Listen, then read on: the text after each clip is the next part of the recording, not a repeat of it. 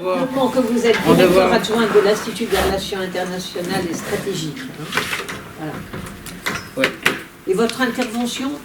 Ben, c'est sur la Turquie et l'OTAN, et c'est un petit peu le miroir en fait de la question de la Russie, et je pense que je vais aller assez vite. Je n'aurai pas besoin de mes 20 minutes pour m'exprimer sur le sujet. Alors autant pour la discussion. Voilà, c'est ça.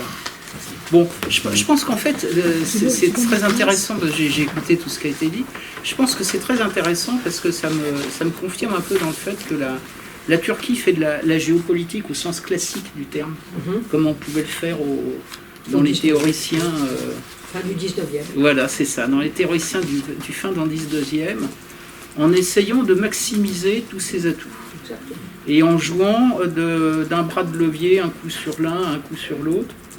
Et c'est pas nouveau. Alors moi, je n'ai pas toute l'histoire, je connais pas suffisamment bien la Turquie pour refaire toute l'histoire de la Turquie, mais dans les événements marquants, c'est vrai que la Turquie rentre dans l'OTAN en 1952 avec la Grèce, et c'est tout de suite le flanc sud-est de l'OTAN, et je pense que ça reste un élément extrêmement important pour l'OTAN et surtout pour les États-Unis. Pour la Turquie aussi.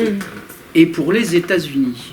Je pense que c'est ça le plus important en fait, parce que c'est un bras de levier majeur des Turcs, leur positionnement géographique. Donc ils rentrent en 52, en 74 ils envahissent Chypre, ils sont mis sous embargo des États-Unis et ils se rapprochent de la Russie à ce moment-là.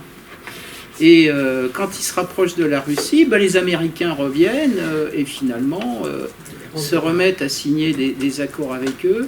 Ce qui est très intéressant en termes d'industrie de défense, qui est un peu ma spécialité, c'est qu'à partir de ce moment-là, ils ont développé quand même une politique en termes d'industrie de défense qui était ce que j'appelle aussi, parce que c'est le terme qu'on emploie aujourd'hui au niveau européen à fond, d'autonomie stratégique, c'est-à-dire d'avoir le plus possible de capacités internes et de faire une espèce de bras de levier majeur sur les vendeurs d'armes à la Turquie pour obtenir le plus possible, un, en termes de transfert de technologie, deux, pour faire baisser les prix. Les deux vont dedans. Et si vous regardez tout simplement la législation sur les offsets turcs, c'est une législation très complète, régulièrement revue à jour, et qui vise à, en fait, bâtir une industrie de défense turque un jour, qui permette au pays d'être autonome. Bon. Mais par rapport à la période actuelle, les 10 dernières années, donc en fait l'épisode, si on regarde l'épisode de 74-80, au fond il se répète d'une certaine manière aujourd'hui. Il se répète d'une manière aujourd'hui, mais dans une situation géopolitique qui est un peu différente. C'est-à-dire que le début du nœud gordien, si je puis dire, alors il est lié quand même au fait que Erdogan soit au pouvoir, mais je pense qu'il y a quand même une continuité de la politique turque, même si elle est, j'ai envie de dire, maximisée par Erdogan. Il faut bien voir qu'au début du conflit syrien, les Turcs ont tiré la sonnette d'alarme à l'OTAN pour dire « Oh là là, je ne peux pas me défendre, j'ai besoin de systèmes de défense antimissiles, courte portée, à ce moment-là, courte, moyenne portée. » Et à ce moment-là, le début, c'est que les Allemands et les Néerlandais fournissent des systèmes patriotes aux Turcs pour se défendre. Ça dure un certain temps, et au bout d'un certain temps, les Turcs disent « Bah oui, mais il me faut quand même un système de défense, justement, qui soit de ma propriété. » À ce moment-là, ils mettent en compétition les Américains et les Français, et les Européens. MBDA et Thales ont fait des pieds et des mains à cette époque-là pour leur vendre un système de défense antimissile. Ils avaient réussi à prendre le lead sur les Américains, mais je pense à des conditions, parce que les gens le disaient déjà très bien chez eux, qui étaient extrêmement dures de la part des Turcs. Et effectivement, à un moment, ça s'arrête et ils vont vers les Chinois. Donc c'est la première tentative qui va tout de suite, là aussi, être bloquée par les Américains. Et puis après, ils vont revenir effectivement sur les Russes avec le système S-400. Bon, je reviens un peu en arrière pour dire pour quelles raisons il y a cette capacité de bras de levier des Turcs sur l'OTAN et notamment sur les Américains. Il y a quand même la base d'Incirlik où il y a des armes nucléaires américaines. Et deux, maintenant, il y a le système de radar qui est développé à Kürecik, dans le sud-est de la Turquie, qui fait partie de l'EPA, European Phase Adaptative Approach, c'est-à-dire le volet défense antimissile européen de l'OTAN, des Américains, mais qui a été,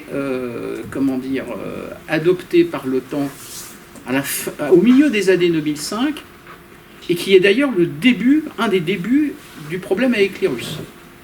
Le déploiement de ce système de défense antimissile en Europe, parce que normalement, il vise l'Iran, ça visait les capacités iraniennes, mais en réalité, quand on regarde la trajectographie des systèmes américains qui feraient partie de cette défense antimissile, c'est vrai que, si vous tirez un missile sur un missile iranien qui part, le point de chute du missile, il est en Russie, et que d'autre part, effectivement, tout au moins dans la phase, pas dans la phase actuelle, mais dans la phase supérieure de l'EPA, ça remet en cause la dissuasion russe. Donc, c'est ce qui a fait, à partir de 2005, que la situation s'est raidie entre la Russie et l'OTAN et les Américains. Ce qui fait que 2014, c'est déjà un peu la fin de l'histoire. Le discours de Poutine à la conférence sur la sécurité de Munich, il date de 2008, 2007, c'est ça. Et puis, parallèlement, il y a ce fameux sommet de Bucarest de l'OTAN où on dit la Géorgie et l'Ukraine ont vocation à rentrer dans l'OTAN. Bon. Voilà. Donc les Turcs donc jouent avec tout ça parce que c'est le flanc Est, c'est très important pour les Américains, et en plus il y a la question du contrôle de la mer Noire, du détroit des Dardanelles. Donc les Américains sur cette question, ils sont perpétuellement en train d'hésiter à tordre le bras aux Turcs. Mais j'ai envie de dire, les Turcs leur tordent le bras également. Et ça, on peut dire que c'est de manière générale un peu la politique turque aujourd'hui, qui, je pense, balance sa politique de telle manière à ne jamais franchir la ligne blanche ou la ligne rouge, si vous voulez. Ils sont toujours au bord du précipice. À noter que dans cette politique, c'est les Français qui sont les principales victimes. D'une certaine manière, le discours de Macron, dit économiste sur le brain dead de l'OTAN, il est quand même lié au dernier événement, si je puis dire, qui a fait sauter au plafond Macron, c'est-à-dire l'intervention de la Turquie en Syrie avec l'accord de Trump. Avec l'accord de Trump en plus. Donc ce qui explique la réaction. Et à ce moment-là, il n'y a pas de condamnation en fait des Américains.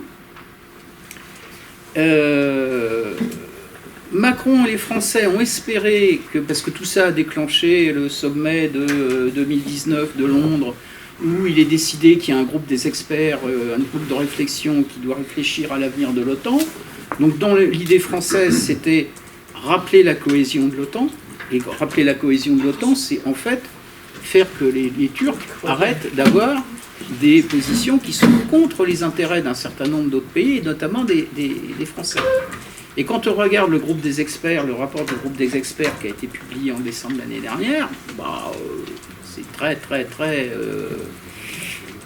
c'est pas l'élément principal. Il y a bien quelques éléments sur la cohésion, sur le fait que l'Alliance, elle doit pouvoir...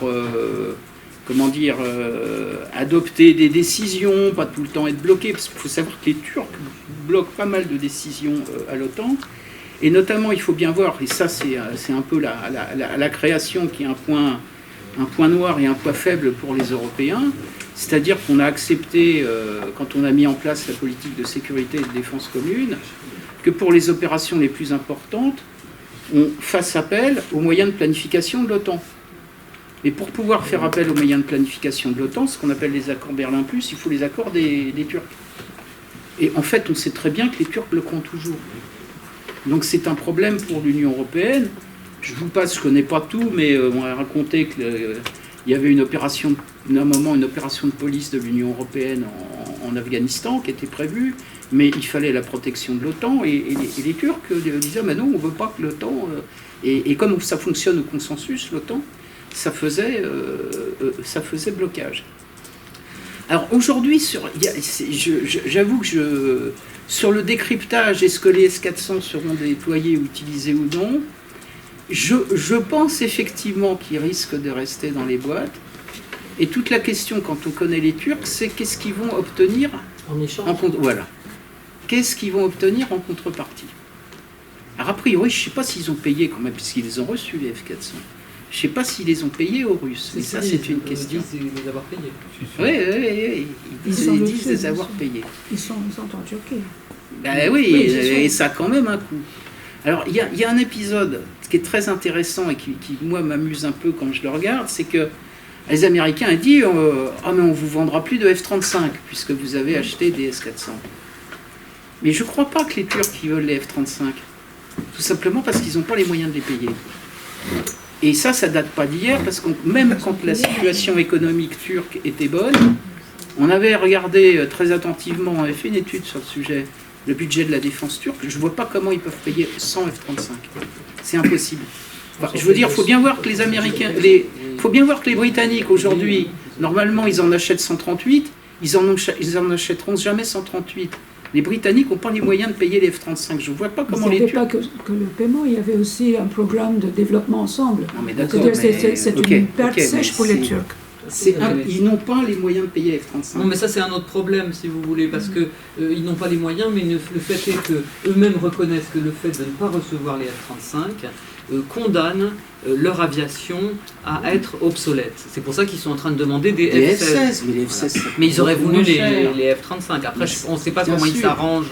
Voilà, puisqu'il y avait, comme dit Nora, au moins 100 entreprises turques qui fabriquaient des éléments de fuselage, qui fabriquaient énormément de choses. On dit maintenant qu'ils les fabriquent en Grèce ou en Bulgarie, je crois. Oui, c'est ça. Après, avec les Américains, il n'y a pas de transfert de technologie. Ah non, c'était pas du transfert de technologie. C'était pas ça.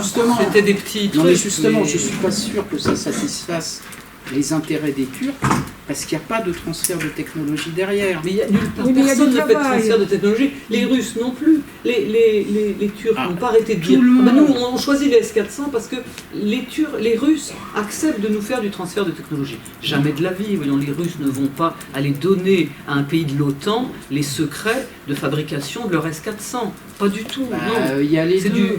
Vous savez, c'est de l'émotionnel. Donc il y a beaucoup. C'est comme Poutine, comme Erdogan, pardon. Il revient de la rencontre à Sochi avec Poutine et il dit on va faire 3 centrales nucléaires, pas une mais 3 maintenant avec les Russes. On va acheter des Sukhoi et on va même fabriquer ensemble et on va et il y a qu'à et Silon et Pitussé.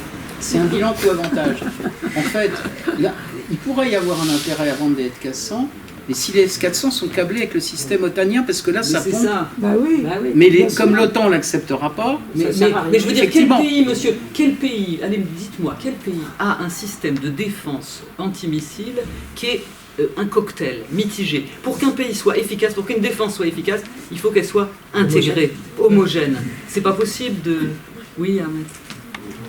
Oui, sur la question de S300 que tu as dit tout à l'heure, oui, sur la question de S300 que tu as dit tout à l'heure, il y a une utilisation très intéressante faite par la Grèce, puisque ces S300 maintenant ont été transférés en Crète.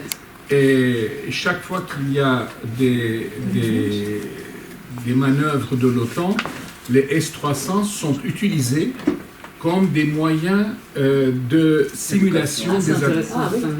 Ils sont montés, démontés pour chaque fois dans ce sens-là. Et la crainte des Russes actuellement, c'est que les S-400 se terminent de la même manière. Évidemment, sur les S-300, maintenant les Russes s'en foutent puisque c'est un peu dépassé. Les S-400, pas très loin. Et deuxième discussion qui se fait actuellement, négociation ou hypothèse aujourd'hui qui se fait en Turquie, c'est en cas de tension plus grande, céder les S-400 au Pakistan. C'est quelque chose qui commence à être sérieusement étudié. Bah, c'est comme le Mistral. Hein. Et dernièrement, Nora a raison, c'est quand même $1,5 milliard de marché qui s'est évaporé. Il y a énormément d'entreprises de taille moyenne dans la région de Bursa et de Kırıkkale qui sont en train de mettre la clé sous la porte à cause de ça, parce que ce sont des engagements très importants et il n'y a pas de substitution, puisque ces productions et ne sont pas... C'était des entreprises qui pouvaient, dont les responsables, dont les chefs d'entreprise pouvaient être des soutiens d'Erdogan ou pas vraiment? Probablement, mais ça c'est des petites et moyennes entreprises, c'est pas des grandes entreprises. Oui, justement. C'est pas les cinq grands La défense, entreprises. c'est dans les 5 grands. Non, c'est pas dans les 5 grands, c'est des petites et moyennes entreprises, en fait de ce qu'on appelle Des petites et moyennes entreprises. non, c'est pour l'automobile, là, comment on appelle Les sous-traitants. Les sous-traitants, voilà. Les chaînes d'approvisionnement, pas les sous-traitants. Dans les chaînes d'approvisionnement, oui, tout à fait. Bon, donc effectivement, il est plus que probable que ça ne soit jamais déployé et jamais utilisé. Alors, le dernier point quand même, c'est que il faut savoir que dans leur politique de l'offert tous azimuts, les Américains, et là c'est le Congrès américain, pour le coup c'est pas Trump, ils ont adopté une loi il y a 2 ans là, qui s'appelle la loi CAATSA, qui permet de sanctionner tous les pays ou les entités qui achèteraient du matériel russe. Et donc ils ont mis depuis la fin de l'année dernière, les gens du service d'acquisition turc sont sous sanction, voilà, sont sous sanction. Ils sont sous sanction et normalement on peut plus, en plus, on peut plus donner de licence d'exportation vers la Turquie. Et là, le Congrès est, j'ai envie de dire, est encore plus dur a priori que le gouvernement américain, parce que Biden, paraît-il, serait prêt à vendre des F-16. En fait, je pense qu'il y a toujours la porte de sortie à un moment donné, mais il faut que il va bien falloir qu'Erdogan, à un moment, sorte quand même de l'ambiguïté actuelle. Peut-être qu'il va essayer de traîner un peu pour essayer d'obtenir le plus possible, à mon avis, d'avantages de ce timbre, effectivement. Et que le jour où il obtiendra tous ces avantages, il lâchera. Alors, moi, ce qui m'intéresse, c'est vrai que je n'avais pas suivi l'histoire de l'Ukraine et de la Géorgie et de la Turquie.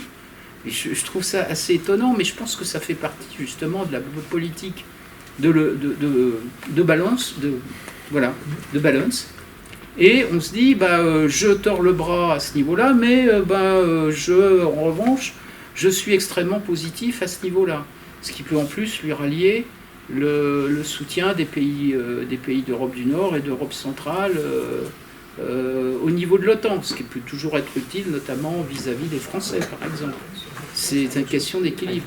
Je me souviens aussi, je ne sais pas si vous vous souvenez, de l'épisode c'était, je ne sais plus exactement quelle année, mais quand le secrétaire général de l'OTAN, c'était au moment, je crois que c'était au moment de la rentrée de la France dans le commandement militaire intégré de l'OTAN, en 2009, quand Erdogan a fait déjà pression pour que Rasmussen ne soit pas élu secrétaire général de l'OTAN à cause des caricatures de Mahomet. Il y a eu cet épisode-là et il disait non, il ne sera jamais secrétaire général de l'OTAN. Il a été secrétaire général de l'OTAN, mais les Turcs ont obtenu des postes au secrétariat international. Il y a un poste Emerging Suez qui a été créé à ce moment-là, et c'est un Turc au secrétariat international qui a eu le poste. Donc ils ont abandonné le blocage, mais ils ont obtenu quelque chose en échange. Donc je dirais que c'est une politique classique, c'est pour ça que je dirais que c'est de la géopolitique classique. Vous prenez votre positionnement, et puis vous êtes toujours sur vous faites de la poutre, sans tomber d'un côté ou de l'autre, et voilà, et vous essayez d'en obtenir le maximum. Comme je vous dis bien l'industrie de défense, moi un jour il y a quelqu'un dans une entreprise qui m'a dit, c'est simple avec les Turcs, je ne connais pas une entreprise qui n'ait pas pris un bouillon financier en vendant des armes à la Turquie. Ils sont extrêmement durs. Pénalité dès que vous êtes du retard, contrat ficelé en termes transfert de technologie quand même, parce que les offsets, ça joue un rôle important. Et puis les prix. Voilà, donc c'est un bon, je ne vais pas dire marchand de tapis, mais non, c'est véritablement c'est-à-dire une bonne évaluation des rapports de force. C'est une très bonne évaluation des rapports de force. Savoir jusqu'où ils peuvent aller. Plus que Exactement. près du précipice, je dirais, c'est le chemin de crête sur lequel ils sont. Si on prend une image. C'est du chemin de crête. C'est du chemin de crête parce que ça peut basculer de l'un à l'autre, jusqu'au moment où effectivement ça dérape. Mais c'est pour ça qu'il est difficile de donner une théorie finalement. Mais c'est ce que je disais de la tout à l'heure. politique étrangère turque. C'est l'épisode quand même avec la Russie au moment où il y a un avion qui a été abattu. Faut dire ça a été chaud quand même. Oui, mais justement en 3 mois tout est réglé. Et on et même l'ambassadeur, vous avez quand même C'est- l'ambassadeur de Russie qui est assassiné lors d'un vernissage culturel à Ankara. C'est quand même incroyable comment les Russes se sont assis là-dessus et ils ont fait un profil de bas. Alors, notez que les Russes jouent un peu du même. La même attitude. Oui. Parce que un des jeux russes, c'est quand même d'essayer, ça a toujours été d'ailleurs au temps de l'Union soviétique, qui faisait pareil, d'essayer de diviser les gens au sein de l'OTAN. Et essayer d'enfoncer un coin avec la Turquie, effectivement, c'est également de leur intérêt. Sachant que la version turque de cet assassinat de Karlov, là, c'était pendant la normalisation de la crise au lendemain de l'armée turque qui avait abattu l'avion russe. Et ce serait donc les gulenistes pro-américains qui auraient tenté de saboter le rapprochement avec cet assassinat. Raison pour laquelle la Russie se serait écrasée. Ouais, c'est ça. On peut dire. Oui, c'est très intéressant. Vous avez fini Oui, j'ai fini. Oui, c'est très intéressant. Merci beaucoup. Mais qu'est-ce que vous voulez dire? J'ai pas compris quand vous dites la France est la première et la principale victime On n'arrive pas à avoir de condamnation d'une manière ou d'une autre de la Turquie à l'OTAN. On n'arrive pas à les mettre il pèse lourd. dans un corner. Et on a du mal également avec les Européens. Et ce qui explique, ce qui moi me semble un peu borderline, mais l'accord avec les Grecs, où vous avez cette clause d'assistance mutuelle, qui est quand même étonnante, parce qu'une clause d'assistance, déjà vous avez une clause d'assistance mutuelle dans l'Union européenne, et puis dans l'autre. Et donc dans l'Union européenne, parce que, dans les deux, si l'Union européenne, il n'y a pas d'armée, il n'y a pas vous avez une clause d'assistance mutuelle. Oui, d'accord, mais À c'est partir plus du intéressant moment- de penser que ça à partir vient de l'OTAN. Oui, mais à partir du moment, de ça pose des problèmes des deux côtés. À partir du moment où vous avez une clause d'assistance mutuelle dans une alliance, si vous faites une clause d'assistance mutuelle spécifique à un pays, logiquement, ça veut dire que soit votre clause d'assistance mutuelle n'a aucun sens, ce qui est un peu ennuyeux, et même y compris pour les Français, soit je pense que les Français, c'est un moyen de faire pression sur les autres pays européens, en disant maintenant vous bougez, ou voilà, je fais ça. Et après, effectivement, ça pose aussi une question au sein de l'OTAN. C'est effectivement, puisque là, vous vous retrouvez de la même manière, avec une clause d'assistance mutuelle, avec en plus, alors que vous avez deux pays, effectivement, qui peuvent être en conflit. C'est ça. Mais alors vous dites à raison que pour les États-Unis, c'est très important d'avoir la Turquie comme pilier est de l'OTAN. Mais alors, il ne vous a pas échappé que donc il y a eu cet accord Grèce-France, mais il ne vous a pas échappé que les États-Unis ont ces derniers temps considérablement renforcé leur présence militaire en Grèce et qu'ils ont re-signé des accords, et on a l'impression en fait que, sans le dire parce qu'ils ne veulent pas fâcher les Turcs, mais qui sont en quelque sorte en train d'opérer une sorte de repositionnement. Et d'ailleurs ils le disent, les Américains disent c'est pas vis-à-vis des Turcs, ils disent c'est vis-à-vis de la Russie, parce que comme vous l'avez dit très justement, la mer Noire est un enjeu là qui risque d'être brûlant dans les années qui vont venir. Et donc, il y a toute une tectonique des plaques là, qui se met en place. Mais est-ce que vous pensez que si les Américains se repositionnent, par exemple en Grèce, vous pensez quand même que c'est pas quand même, il n'y a pas quelque chose de défiance, un sentiment de défiance un peu envers la Turquie? Je pense que c'est la même chose, c'est une sorte de plan, ça peut être un plan B, effectivement. Ça peut être tout simplement dans ce système où on essaie de se tordre le bras. C'est une façon de répondre aux Turcs en leur disant, si je puis dire, même pas mal, quoi. Voilà, moi aussi je peux vous tordre le bras en m'appuyant sur la Grèce. Voilà. Biden est venu au pouvoir au moment de sa campagne électorale. Biden a éructé contre la Turquie. Il faut bien qu'il fasse quelque chose avec Blinken. Donc ils ne peuvent pas visiblement faire beaucoup de choses visibles, donc ils font des choses discrètement, mais ils le font. Donc, c'est une des raisons, enfin un des éléments pour maintenir un minimum de confiance à Biden, à sa ligne. Tout à fait, mais il y a quand même un dernier élément qui est qu'aujourd'hui, dans ces systèmes d'alliance ou d'organisation, quand vous perdez un élément, politiquement, c'est dangereux. Ils ne sont pas plus près de perdre la Turquie quand même. Non, mais ce que je veux dire, c'est que non, a priori non, mais c'est pas de l'intérêt des Américains. C'est ce que je veux dire. C'est pas de l'intérêt des Américains de mettre la Turquie dehors. Maître, il faut dire, prendre la parole. Oui, sur le plan B, je crois que c'est un plan B, puisque comme vient de dire Marie, le déploiement américain à Alexandroupoli est très important, et c'est pas simplement pour Alexandroupoli, c'est un déploiement pour que les Américains, pas l'OTAN, mais les Américains s'installent dans un petit aéroport un peu désaffecté en Bulgarie.